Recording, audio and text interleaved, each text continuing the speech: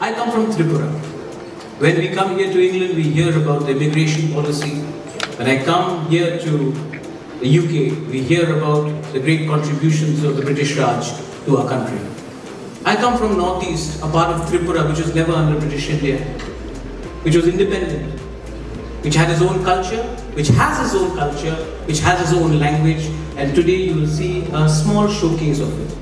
We have taken a 3,000-mile journey to London, not because it was a holiday for us, it's because I want to go and tell my younger generation, be proud of what you are. You may eat, you may look, you may dress slightly differently, but be proud of showcasing your culture.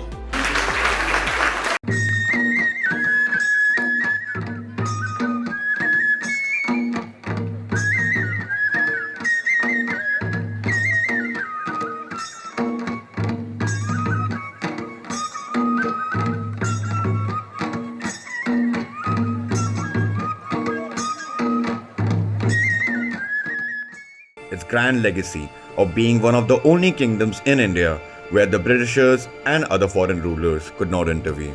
Tripura. Fadi,